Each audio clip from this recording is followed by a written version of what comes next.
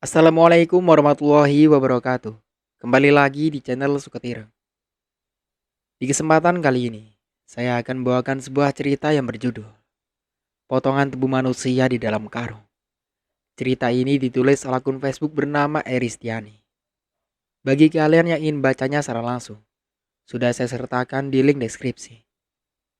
Sebelum cerita ini dimulai, jangan lupa untuk like, komen, dan subscribe channel ini. Dan juga tekan lonceng notifikasinya agar kalian semua tidak ketinggalan cerita-cerita terbaru dari kami. Tentunya tak usah berlama-lama lagi. Langsung saja kita masuk ke ceritanya. Bu Ani dan Pak Randu keluar dari rumah Pak Arsad dengan wajah linglung. Kemana lagi kita harus mencari Raisa, Pak? Keluh Bu Ani. Kita jauh-jauh pergi keluar kota untuk mengabarkan pernikahanmu dengan Raisa. Tapi entah itu pergi kemana. Pak Randu menepuk bahu Bagus. Bagus merasakan apa yang kedua orang tua Raisa rasakan. Kita tanya ke tetangga-tetangga, Pak, Bu. Mungkin ada yang tahu keberadaan Raisa. Ajak Bagus kepada kedua orang tua Raisa. Pak Randu dan Bu Ani mengangguk. Mereka keluar dari rumah Pak Arsad dengan wajah lesu. Bagus teringat ucapan ibunya tentang potongan mayat dalam karung. Apa mungkin memang itu mayat Raisa? Namun hati Bagus membantah itu semua. Semalam dia bertemu dengan Raisa. Walaupun sekarang entah kemana calon istrinya itu pergi. Tidak mungkin Raisa sudah tiada jika semalam saja Bagus bertemu dengannya. Sampai siang hari, Bagus, Pak Randu dan Bu Ani menanyai tetangga. Tidak satupun orang yang mengetahui keberadaan Raisa. Coba melapor ke Pak Kades saja, Pak Randu, ucap Pak Nono hati-hati. Maksud Pak Nono apa? Pak Nono juga beranggapan potongan mayat itu ditemukan dalam karung adalah mayat Raisa. Bagus terbelalak. Bukan seperti itu, Gus. Kalau lapor Pak Kades, nanti akan Pak Kades arahkan banyak warga untuk mencari Raisa. Terang Pak Nono. Iya juga. Tunggu sebentar. Apa maksudmu, Gus? Potongan mayat dalam karung? Pak Randu menatap Bagus. 3 hari yang lalu, ditemukan potongan tubuh mayat dalam karung di tempat pembuangan sampah. Pak Nono menjawab pertanyaan Pak Randu lebih dulu. Apa? Mayat siapa itu? Bu Ani panik, mengingat Raisa juga belum ditemukan. Tenang, Bu. Lebih baik lapor ke Pak Kades segera untuk meminta bantuan mencari Raisa. Saran Pak Nono. Mereka pun pergi ke rumah Pak Kades untuk meminta mengarahkan warga mencari Raisa. Sampai sore hari tidak ada satupun warga yang menemukan Raisa. Maaf Pak Randu, ada baiknya kita lapor polisi mengenai menghilangnya Raisa. Saran Pak Kades. Ya Allah, Pak. Apa jangan-jangan mayat dalam karung yang ditemukan beberapa hari yang lalu itu memang Raisa? Bu Ani menangis terguguh. Sabar Bu Ani, kita belum tahu siapa mayat dalam karung itu. Bu Arsi menenangkan Bu Ani. Bu Arsi, tolong temani istri saya. Saya akan melapor kepada polisi bersama Pak Kades dan Bagus mengenai hilangnya Raisa. Baik Pak Randu, jawab Bu Arsi. Sampai saat ini belum ada yang melapor kehilangan anggota keluarganya. Jelas polisi. Boleh saya melihat mayat itu, Pak?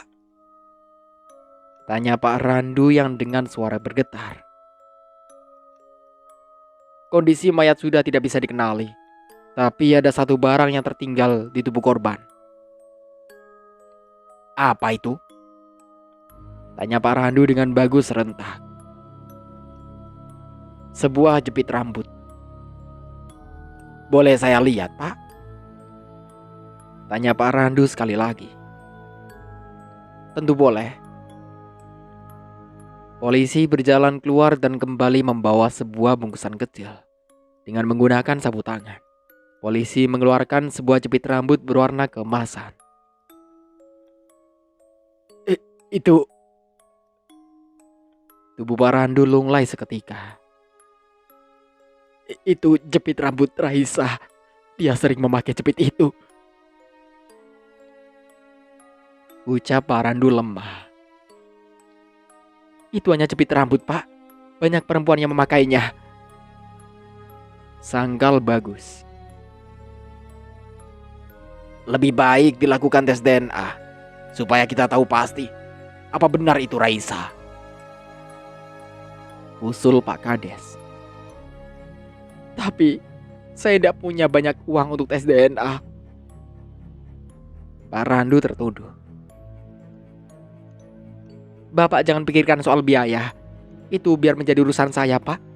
Pasti itu bukan Raisa. Timpal Bagus. Apa? Tes DNA? Kamu tahu, Gus? Tes DNA itu mahal. Bukti sudah menunjukkan jika itu mayat Raisa. Tinggal diterima saja, apa susahnya.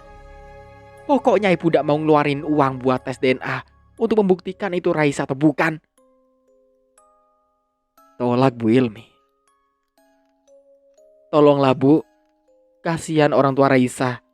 Mereka pasti tidak mampu membayar tes DNA itu, Bu. Pinta Bagus kepada ibunya. Kalau keluarga miskin itu tidak usah banyak tingkah.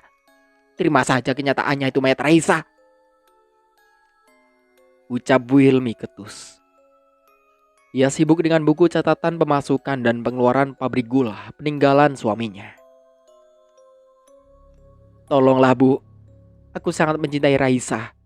Aku ingin meyakinkan diriku jika itu bukan Raisa. Rengek Bagus.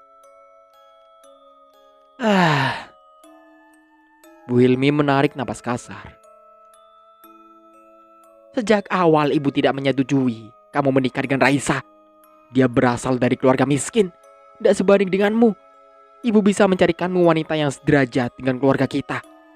Tapi kamu makin ngotot, ingin menikahi gadis miskin itu. Syukurlah dia menghilang. Kenapa ibu bicara seperti itu? Karena ibu membenci calon istrimu itu. Jawab Bu Hilmi sengit. Baiklah, jika ibu tidak mau membantu membayar tes DNA itu, akan aku usahakan sendiri. Bagus selalu pergi meninggalkan ibunya dengan rasa kesal dan kecewa. Setelah kepergian Bagus, Bu Hilmi mengambil ponselnya dan menghubungi seseorang. Besan datang kok dianggurin tah Bu Ani? Bu Hilmi terkekeh. Kami cuma sebentar, tidak lama. Timpal Pak Randu. Bu Hilmi kembali duduk. Gus, Raisa di mana? Tanya Pak Randu. Loh, Raisa tidak ikut bapak dan ibu? Ndak Gus, Raisa kan kerja, jadi tidak ikut. Kamu tahu sendiri kan, seperti apa Pak Arsad dan istrinya. Iya Pak, tapi sewaktu aku jemput dia ke rumah Pak Arsad, katanya Raisa tidak masuk kerja. Saya pikir dia ikut bapak dan ibu. Jelas Bagus. Loh, jadi di mana Raisa? Jangan-jangan. Bu Hilmi membekap mulut. Cepat kerjakan perintahku. Aku tidak ingin membuang-buang uangku. Bu Hilmi berbicara kepada seseorang di telepon. Baik Bu. Bu Hilmi tersenyum simpul setelah memastikan panggilan telepon. Ia berdiri dari tempatnya duduk dan melangkah keluar rumah dengan sebuah rencana di otaknya. Bu Hilmi menapaki jalanan desa dengan memakai payung untuk melindunginya dari teriknya sinar matahari. Wanita terkaya di desa Waduk Ombo itu mendatangi rumah Pak Randu. Bu Hilmi mengetuk pintu rumah Pak Randu yang terbuka lebar. Tanpa mengucap salam, keluar Bu Ani dari dalam rumah dengan wajah sembab. Bu Hilmi, silakan masuk. Bu Ani mempersilahkan calon besannya untuk masuk. Wanita itu masuk ke dalam rumah, lalu duduk dengan menyilangkan kakinya. Ia juga terlihat jijik memasuki rumah itu. Di mana Randu? Bu Hilmi mencari keberadaan Pak Randu dengan tatapan tidak bersahabat. Bapak sama Bagus katanya mau usahain bisa tes DNA. Mudah-mudahan bukan Raisa, Bu, korban mutilasi itu. Tutur Bu Ani. Ia terkejut melihat perubahan sikap Bu Hilmi yang tidak sebaik selama ini. Bu Hilmi tersenyum sinis. Mau diusahain bagaimana? Kamu tahu Ani, tes DNA itu mahal. Uang dari mana Randu untuk melakukan tes DNA? Bagus bilang, Bu, dia mau usahain. Terima saja kalau itu adalah mayat Raisa. Bukankah sudah jelas itu mayat Raisa? Kenapa Ibu bicara seperti itu, Bu? Bukankah bara yang melekat di tubuh korban itu milik Raisa? Iya, Bu. Dengan melakukan tes DNA, itu akan lebih jelas. Siapa tahu itu mayat orang lain. Bu Ani masih berharap korban mutilasi itu bukan Raisa. Kalian ini miskin, tidak usah banyak tingkah. Terima kenyataan. Jangan menyusahkan putraku. Aku sudah bilang, tidak sudi mengeluarkan uang untuk tes itu kepada Bagus. Ucap Bu Hilmi penuh penekanan. Baiklah, Bu. Bu Ani tertunduk lemas. Bu Hilmi berdiri dan keluar dari rumah Pak Randu. Ia pergi meninggalkan rumah itu, yang berada persis di depan rumah Pak Nono. Ada Naura di teras rumah. Tanpa sengaja, tatapan mata mereka saling bertemu. Naura tersenyum kepada Bu Hilmi dan menyapa. Namun wanita itu membuang pandang ke arah lain. Dasar orang-orang miskin. Kalian beramah tamah pun tetap saja miskin. Tidak akan menaikkan derajat menjadi orang kaya. Umpat Bu Hilmi sambil terus melangkah pergi. Ih, sombong amat Bu Hilmi. Nyesel aku nyapa dia. Sungut Naura kesal. Ada apa, Ra? Mukamu kelihatan kesel gitu. Bu Warsi menegur Naura. Itu loh, Bu Hilmi sombong banget. Beda banget sama Mas Bagus. Anak sama ibu beda jauh sifatnya. Pagi-pagi udah marah-marah.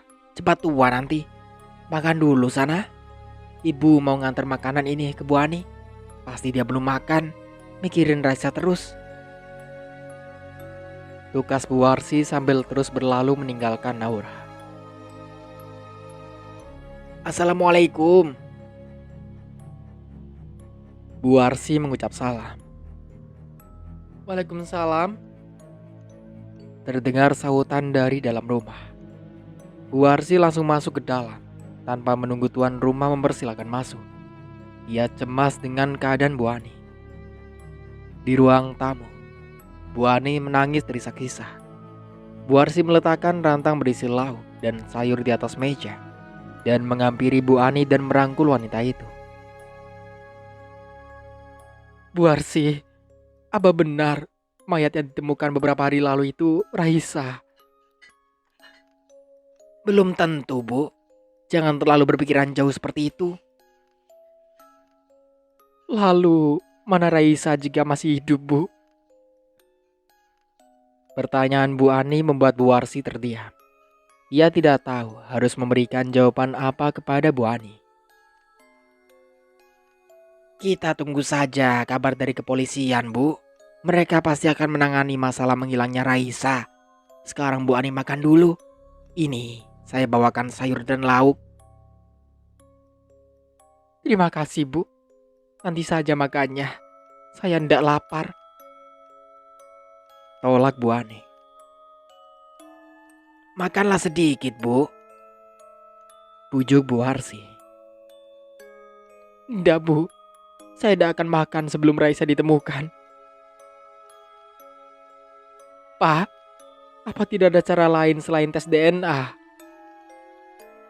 Tanya Bu Ani kepada Pak Randu ketika sang suami tengah duduk bersandar di teras rumah. Ibu tidak perlu pikiran itu. Semua sudah diurus pihak kepolisian. Ahli apa itu tadi namanya? Sedang mengidentifikasi siapa mayat itu.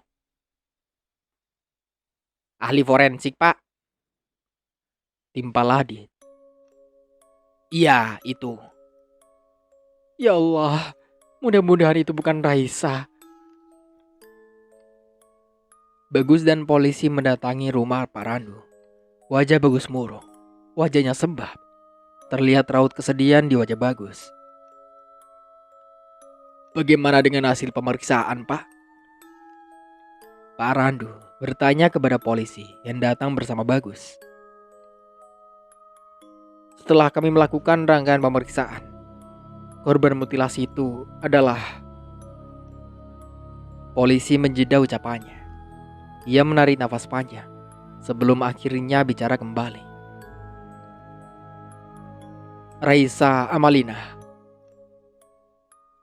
Apa? Tidak mungkin itu Raisa. Itu bukan Raisa. Pekik Bu Ani. Sabar, Bu. Adit menenangkan ibunya yang menangis histeris. Apa Anda tidak salah, Pak? Tanya Pak Randu kepada polisi. Polisi menggeleng. Tubuh Pak Randu terasa lemas dan tidak kuat menyangga bobot tubuhnya. Ia tidak menyangka jika korban pembunuhan sadis itu adalah putrinya. Mereka saling meratapi kematian Raisa yang sangat tragis. Apa salah Raisa sampai ada orang yang tega berbuat keji seperti itu? Bu Ani menangis tergugu. Siapa pembunuh anak saya, Pak? Kami sedang melakukan olah TKP untuk menemukan siapa pelaku pembunuhan itu. Jelas polisi yang bertugas. Tolong temukan pelakunya, Pak. Pinta Bu Ani dengan menelungkupkan kedua tangan. Baik, Bu. Kami akan menemukan pelakunya. Berarti hantu yang mendatangi kita di pos rendah itu hantunya Raisa, Son. Tukas Sarwo. Raisa itu gadis baik. Kira-kira siapa yang tega menghabisinya? Dengar-dengar Rangga cerita, sebelum Raisa menghilang, dia sedang bertengkar dengan Bagus karena Bagus bertemu mantan pacarnya. Jangan-jangan pelakunya... Jangan pernah menduga-duga hal yang belum pasti. Timpal Pak Kades menghampiri Sarwo dan Sony. Maaf Pak Kades. Mari kita datang ke rumah Pak Randu. Ajak Pak Kades. Iya Pak. Jawab Sony, bersiap mengikuti Pak Kades. Bapak sama Sony duluan aja. Saya mau jemput istri saya dulu di rumah mertua. Tukas Sarwo. Awas loh, ada yang bonceng di kursi belakang. Sony menakuti Pak Sarwo. Diam kamu, Son. Sarwo lalu menghidupkan motornya dan pergi ke rumah mertuanya yang berada di kampung sebelah. Pak Sarwo harus melewati tempat pembuangan sampah di mana ditemukannya mayat Raisa. Agak takut juga pria beranak satu itu melewati tempat itu. Namun karena tidak ada jalan lain ke desa sebelah, terpaksa ia harus melewatinya. Sarwo bersiul-siul untuk menghilangkan rasa takut melewati tempat pembuangan sampah itu. Biasanya desa Waduk Ombo selalu ramai. Apalagi di dekat tempat pembuangan sampah itu ada pabrik gula milik Bu Hilmi. Banyak pekerja pabrik lalu lalang melewati tempat itu. Namun semenjak ditemukannya mayat dalam karung yang ternyata adalah Raisa, tidak ada satupun warga bahkan pekerja pabrik yang mau melewati tempat itu. Sakit, tolong. Sarwo mendengar suara yang sama persis seperti di pos ronda tempo hari. Tengguk Sarwo meremang mendengar suara itu. Aroma anyir darah menusuk hidungnya.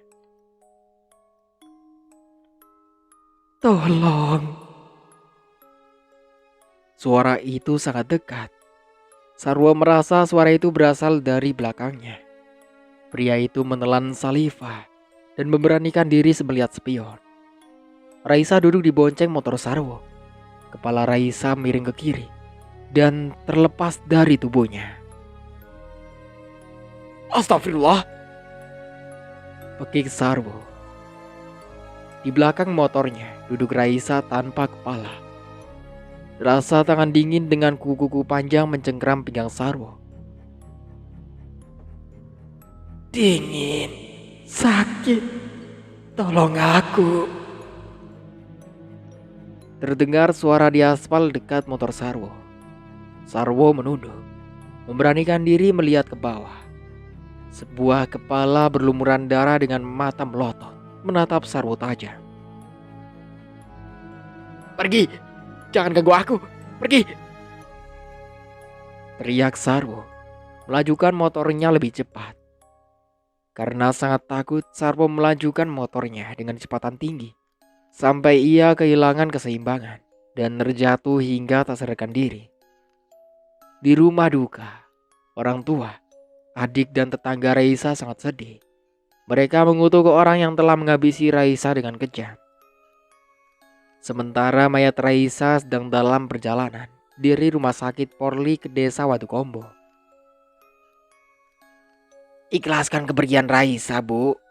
Dia tidak akan tenang jika ibu terus meratapi kepergiannya, ucap Bu Arsi.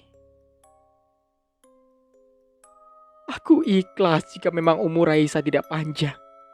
Tapi aku tidak ikhlas Raisa meninggal dengan cara seperti itu. Pasti Raisa sangat kesakitan ketika meregang nyawa. Ya Allah, apa salah putriku? Kenapa dia harus meninggal dengan cara seperti itu? Bu Ani menangis tergugu. Air mata wanita itu tidak dapat terbendung. Wajahnya pun terlihat sembab karena menangis terus semenjak polisi dan Bagus datang memberitahukan jika korban mutilasi dalam karung adalah Raisa. Pasti polisi akan segera menangkap pelaku pembunuhan terhadap Raisa, timpal Bu Ami. Dan pelakunya pasti akan mendapat balasan yang setimpal, tukas Bu Ningsi dengan tangan terkepal. Wanita itu geram dengan pelaku pembunuhan terhadap Raisa. Naura duduk di sudut ruang tamu rumah Pak Randu. Ia menatap Bu Aniba. Wanita itu pasti sangat kehilangan putrinya.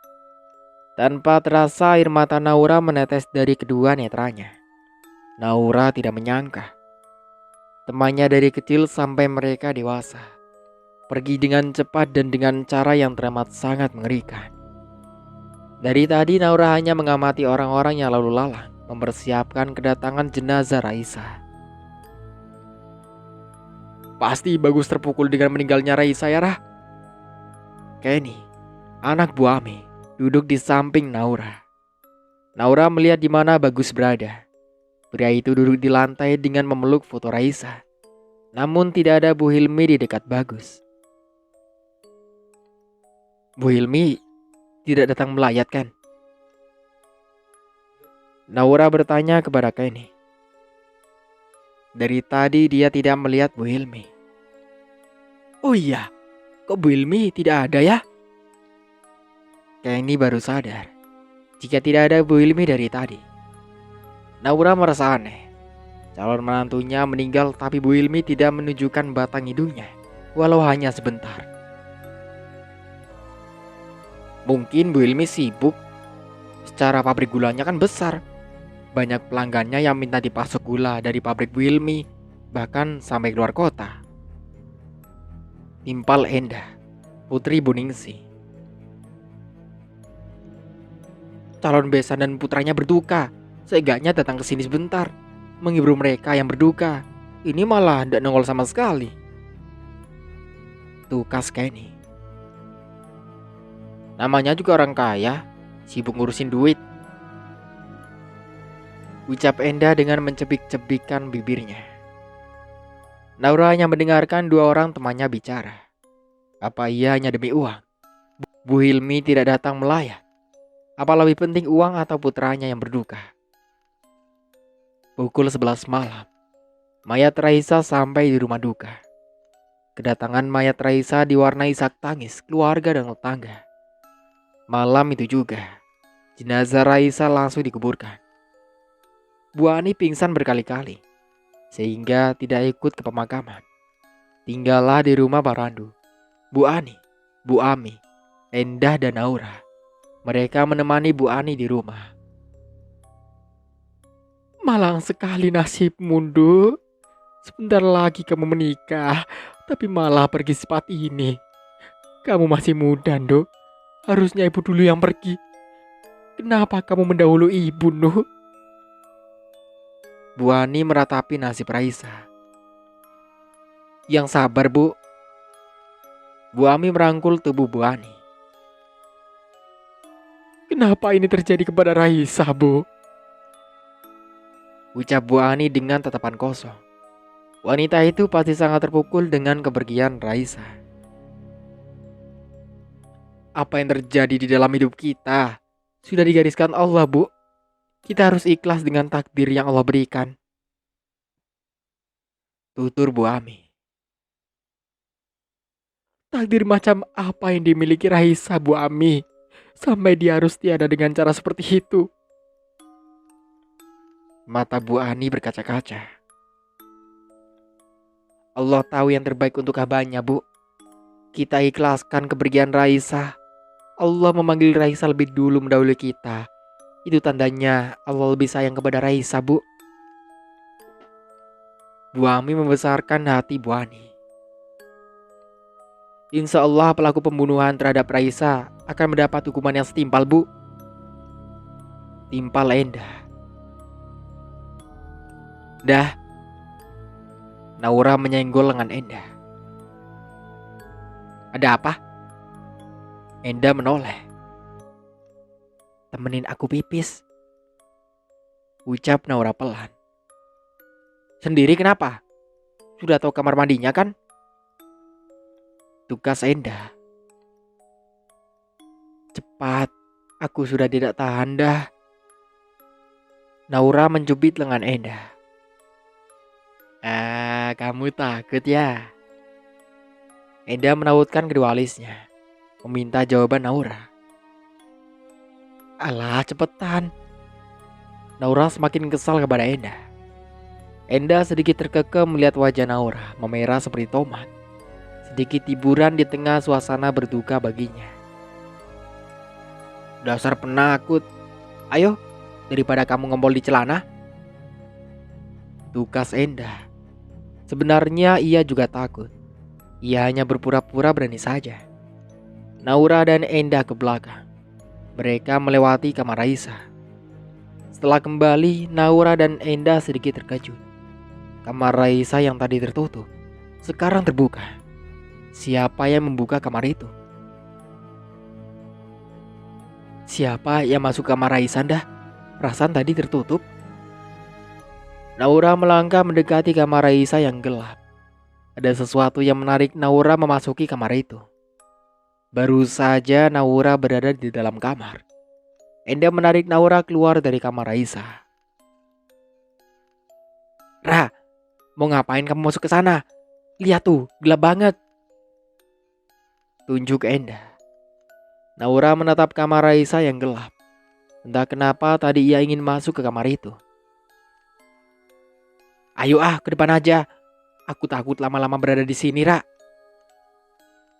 Endah mengapit lengan Naura dan mengajaknya pergi dari sana. Di ruang tamu, Bu Ani terus menangisi kepergian Raisa. Bu Ami mengelus bau Bu Ani. Ia tidak tahu harus berbicara apa lagi untuk menenangkan seorang ibu yang baru kehilangan putrinya. Naura dan Endah duduk di lantai dekat pintu. Mereka berdua terdiam tidak saling bicara. Tiba-tiba, seperti ada angin berembus melewati Naura dan Endah. Bersamaan dengan itu, aroma anyir tercium, membuat perut Naura dan Endah serasa diaduk-aduk. Mereka menutup hidung dan mulut, sekuat mungkin untuk menahan rasa ingin muntahnya. Namun bau anyir itu kian mentara. Naura berlari keluar rumah. Ia tidak tahan dengan bau itu. Endah menyusul Naura keluar rumah. "Ra, kok jadi bau anyir darah sih di dalam?" tukas Endah begitu ia berada di luar bersama Naura. "Apa mungkin..." Naura menggantung ucapannya. "Apa, Ra?" Naura ragu untuk bicara. "Apa sih?" Endah mendesak Naura. Gadis itu seperti orang bodoh, tidak paham akan apa yang membuat Naura tidak berani meneruskan perkataannya.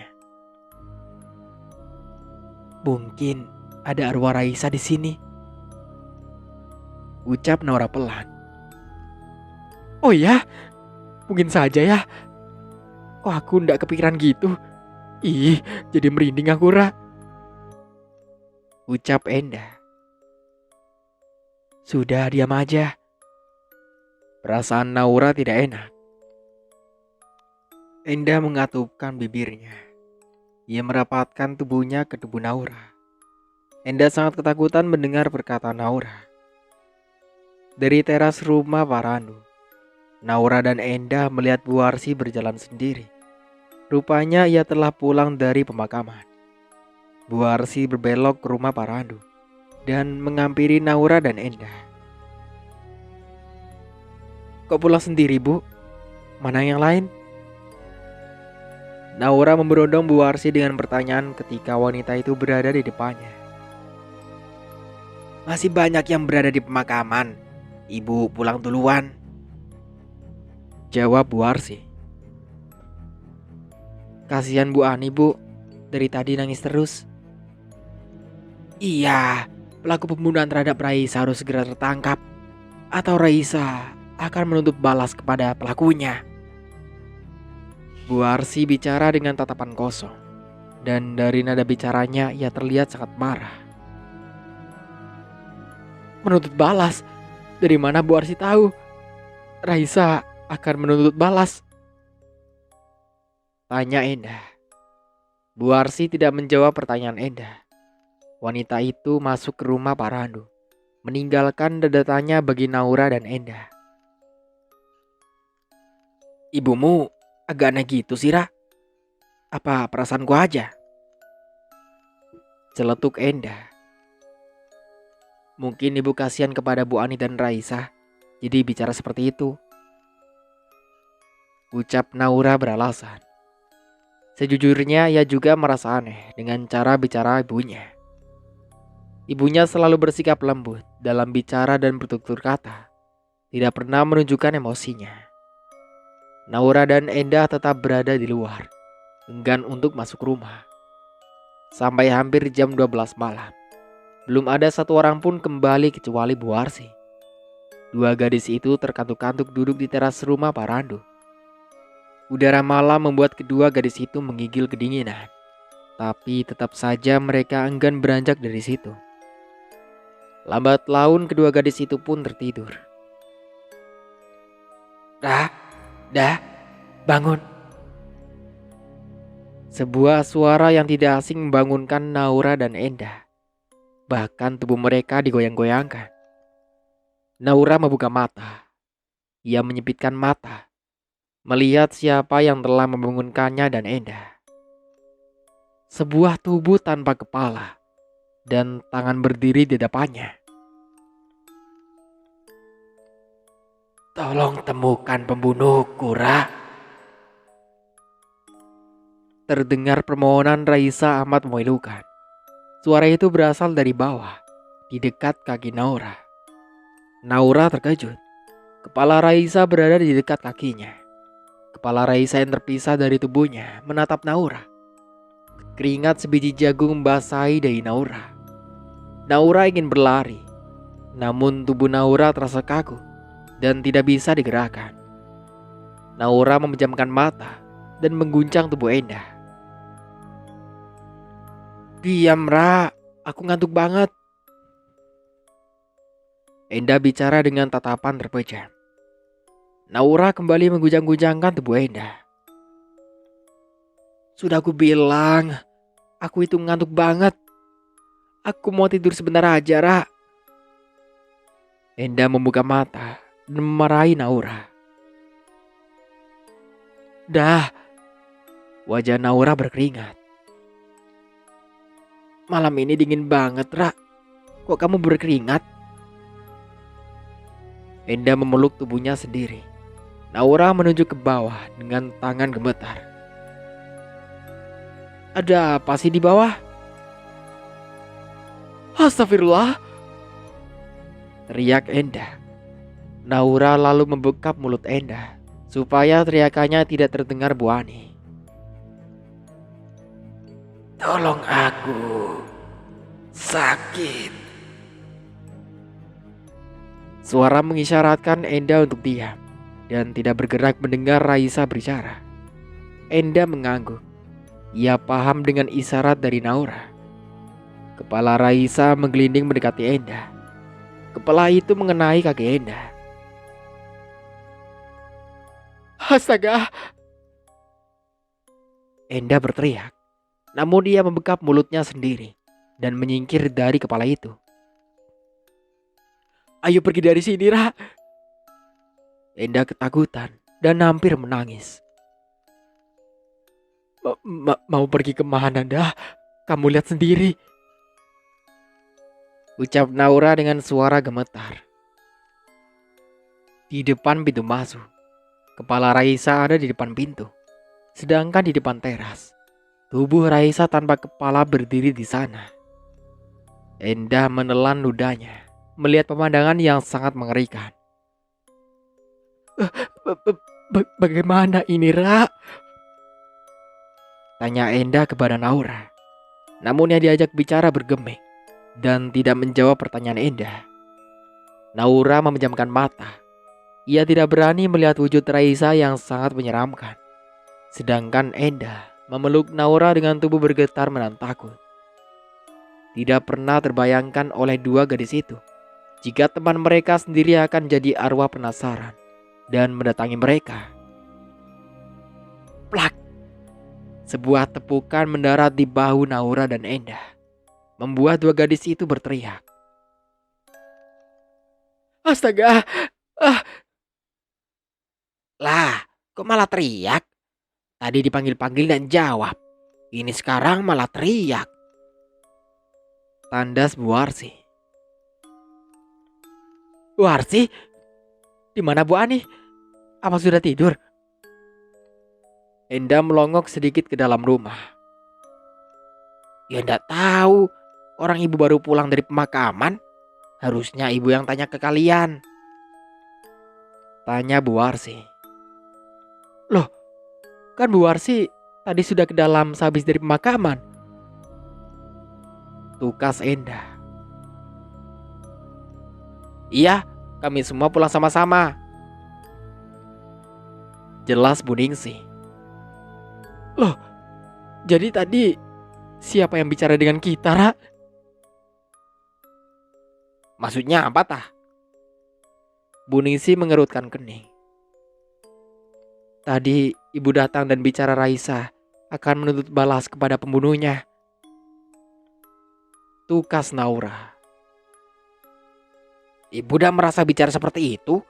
Dari tadi ibu bareng terus sama Bu Ningsih di pemakaman." Bu Ami keluar menghampiri mereka yang ada di teras. "Lagi bicarain apa ta ini? Kelihatannya serius banget," timpal Bu Ami. "Bu, tadi sekitar 30 menit yang lalu ibu melihat Bu Arsi masuk ke dalam rumah kan?" tukas Endah. "Bu Arsi masuk ke dalam?" Bu Ami mengerutkan dahi. "Kapan?" Kok ibu ndak tahu? Kalian mimpi mungkin, ujar Bu Warsi. Enggak bu, aku dan Endah dalam keadaan terjaga. Jadi tadi siapa ya Endah? Wajah Naura memucat, mengingat yang mendatanginya dan Endah bukanlah ibunya.